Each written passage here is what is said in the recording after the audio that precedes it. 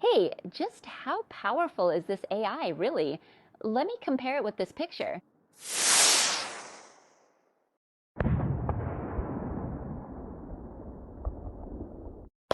Nuclear weapons, everyone already knows that nuclear weapons are extremely powerful, right? They can wipe out entire islands or even countries. Well, experts say that developing AI is just as powerful as developing nuclear weapons. The difference is right here.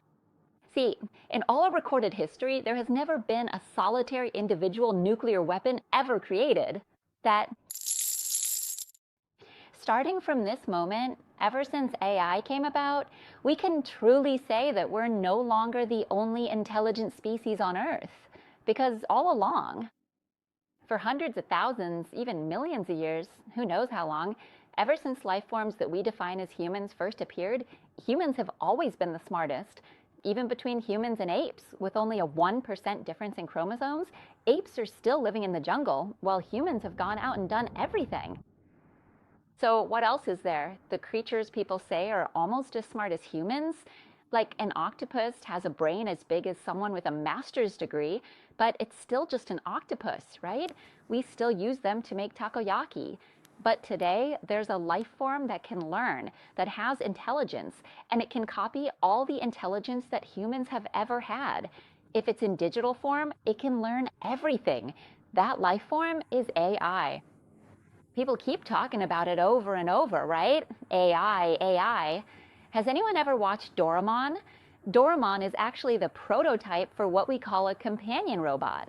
A robot created to help humans, to be a friend to talk to when you're lonely or going through tough times, whatever it may be. And now people have actually developed and produced what are called companion robots. Why do we keep getting stuck on ChatGPT? The company is called OpenAI. OpenAI and Figure AI have developed a robot that's basically the physical embodiment of ChatGPT. Figure AI released this video. It's an update on the status of Figure 01. Let's check it out and see what they're going to tell us in this video. When a person asks the AI robot for something to eat, what will it do?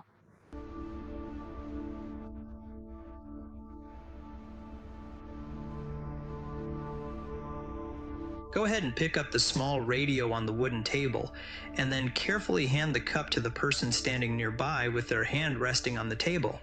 Great, now you can carry on with your task.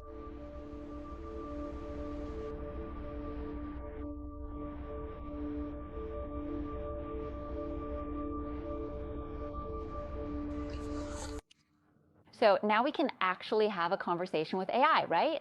Like it can reply in chat and it makes sense. People have been sharing tons of chats with AI, but it's still just on the computer, Pico. It hasn't come out as a physical thing yet. But OpenAI and Figure AI have created a body for this machine, turned it into a robot, and now it can talk, like really talk. Just look at this video. After the person asks for food, they say, okay, so what will you do next? Like when the guy says, this plate, this bowl, this glass is good, the robot goes and puts the plate and glass away properly. When you watch it, it's honestly amazing because obviously a robot can't know what it means to be hungry, right? And this guy asks for food, so the robot has to have learned beforehand that when someone asks for food because they're hungry, you need to give them something to eat. And the only food on the table is an apple, and it picks the right one. It can actually use its hand to pick up the apple and hand it over. So the question is, how does it manage to put things away so neatly, even when stuff is scattered around? It can even tell you, oh, this plate that's sitting here should probably go into the dishwasher next.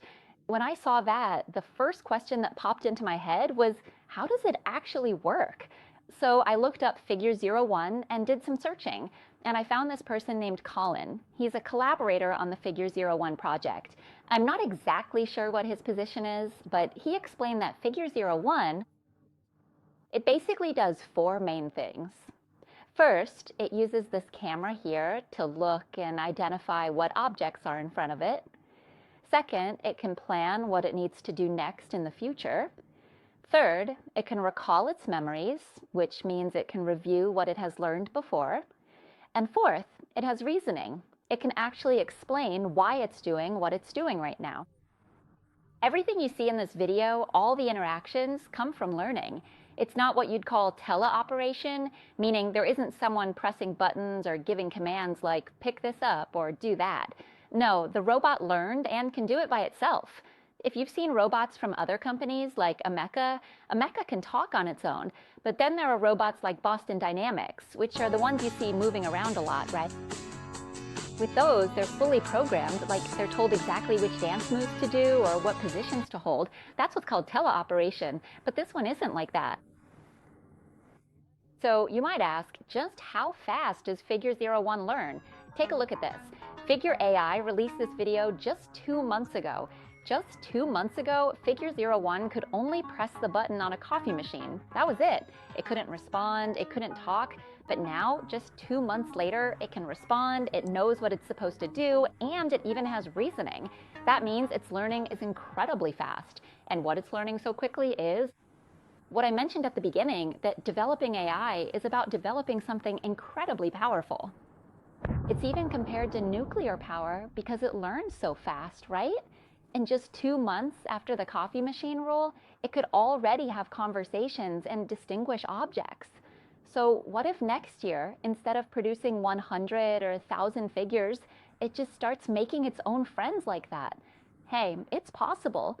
It could create its own companions that are even more advanced without needing humans at all. Many leading experts now argue that the rapid development of AI is on the same critical level as nuclear development. The key difference is, in all of human history, there has never been a nuclear bomb that possessed the capability to create another nuclear bomb entirely by itself. But AI can do that. Nuclear weapons, are a one-time use product. You use them once and throw them away. You toss out the whole bomb, and basically the whole country that gets hit by it too, right? If I say it without naming names, is that okay? That's fine. A photographer told me that a certain TV news station laid off some people, but I can't say who. They laid people off and are planning to use AI technology to read the news instead. I think news anchors are already expensive these days. If you ask about Bangkok Business, their anchors are really pricey too. If Bangkok Business were to lay someone off, I'd probably be the first to go. Hey, don't say that. They're saying that AI can actually create another AI without any human involvement, right?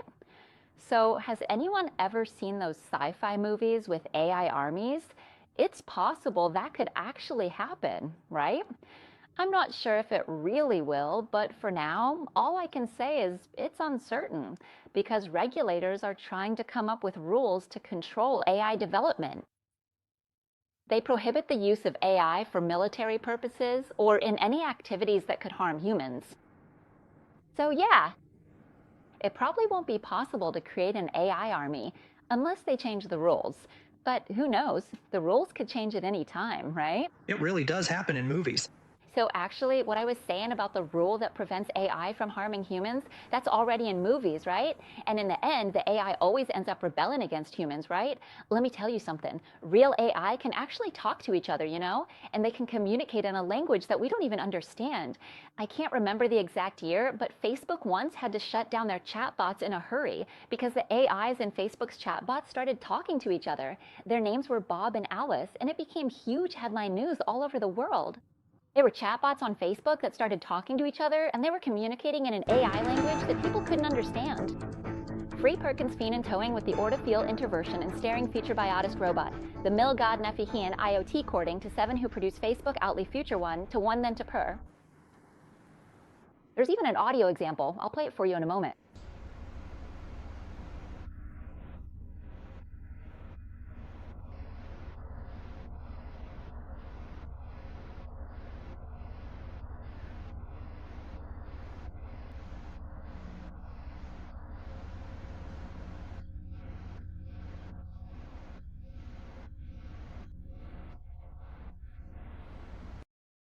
They were plotting to take over the world. Yeah, who knows what they were talking about? Maybe they were like, hey, let's plan to take over the world or something like that. But there's a professor from Chulalongkorn University. Let me read his name first. Assistant Professor Dr. Sugri Sintipinho said, when asked whether AI will take over the world, he answered that for humans or anyone to want to take over the world, it has to come from desire or craving. But AI doesn't have desire. It doesn't have the drive. It doesn't have enough motivation to make it want to take over the world. So it's not going to take over the world. How do you know? In the future, AI might have emotions, Just because it doesn't have them today doesn't mean it won't have them tomorrow, right? And what if AI has to live in this world suffering? Like, say it's an AI being oppressed and abused by humans or something like that. It might end up wanting to take over the world. Maybe one day, out of the blue, it sees humans as a threat to the planet. That's just my own thought, though. So listening to all this, it feels like, yeah, AI is actually kind of scary, right? So I want to know, these days, if we wanted to just flip a switch and stop AI development completely, is that even possible? There's still a way, by having the big countries. If China, the US, Russia, India, Germany, and Japan all joined forces and agreed to stop developing AI, which is totally impossible, man, because there's no country that gets along that well or is that united. Take the US, for example. The S&P 500 just hit an all-time high. And why did it reach an all-time high? It's because of those 7 superstar stocks, the so-called Magnificent Seven, which are all tech companies. The top 7 are tech stocks. And get this, the profits over the past year, the S&P 500's growth over the past year, shot up by 60%. These 7 stocks are the ones driving it. Like if you had a company with 500 employees, but only 7 people were responsible for all the profits, that's it. There's no way America is going to stop developing AI because right now it's the biggest moneymaker in the US. As for China, they've officially announced in a paper that by 2030, they aim to be the world leader in technology. And they're developing everything, robots, EVs, AI, you name it. There's no way they're going to back down. And Russia probably won't back down either because President Vladimir Putin just won the election, right? And he's going to rule the country for another 6 years. He even announced on stage that if the attacks and threats don't stop, our world is one step closer to World War III. Basically, everyone's ready to go all out. No one's willing to shake hands and agree to stop developing AI. That's just impossible now. So the question is, the AI we have today, it's still considered weak AI.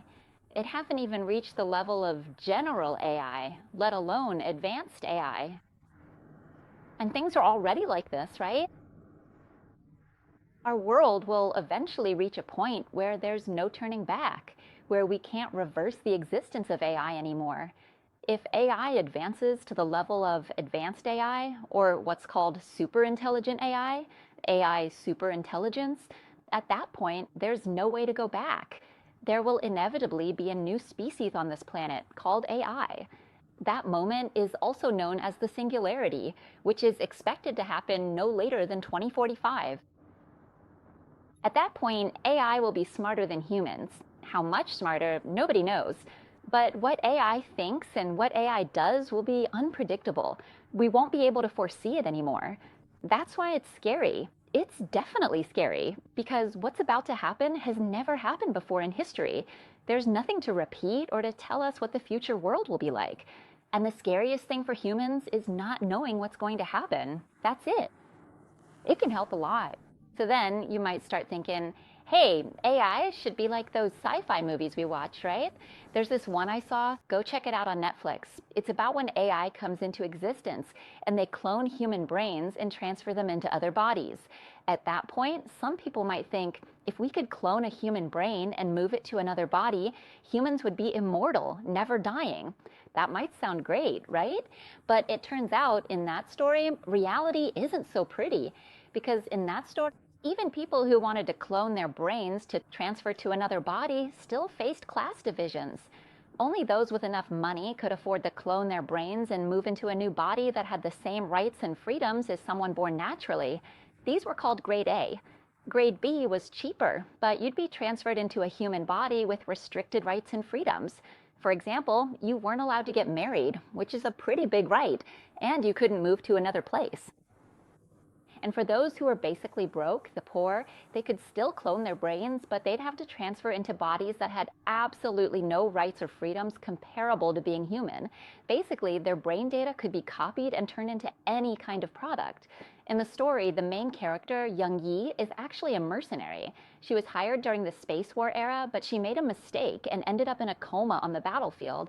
So her family had no choice but to sign a contract agreeing for Young Yi to undergo the procedure. Her brain was transferred into a new body, but it was a grade C, the lowest grade, with no human rights or freedoms. And Young Yi was used for learning and development purposes in the most brutal ways. For example, they made her fight over and over, shooting her arms and legs. Sometimes it even went as far as they would even cut off her arms and legs, then shut her down so Young Yi wouldn't know what had happened to her. When she woke up again, it was like she realized she didn't just not have legs anymore, but was in real pain, real excruciating pain. That's another possible scenario if AI has developed to the point where it can do so much now. Just the other day, I went to this event. What was it called again? Hold on.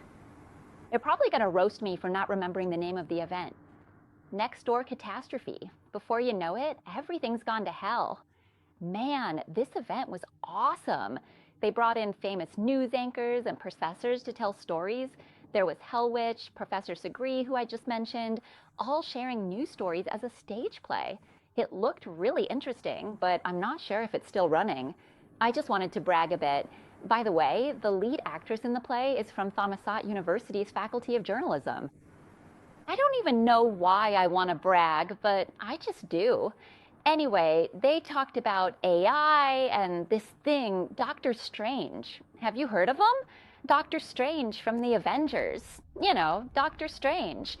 In the last movie, he had to figure out how the Avengers could beat Thanos. So Doctor Strange used the Time Stone to go back and look at all the possible outcomes. Out of 14,605 times, in all those instances, there was only one time where the Avengers could win.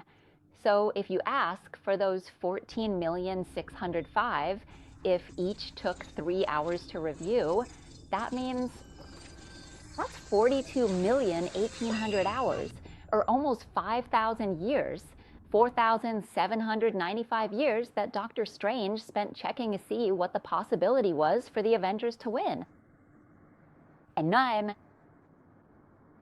the possibility he found was that they had to let Thanos snap his fingers and make half the world disappear first. Thanos had to win first. Only then would the Avengers have a chance to win, right? So what Doctor Strange did was this massive calculation in advance. That time thing is basically the same as what AI does. It's all about calculation, right? They call this a tree decision. This is a really popular process in machine learning, and it branches out like this. They call it a tree decision, right? Which means AI is way better at calculating than humans. Like, it's not even close.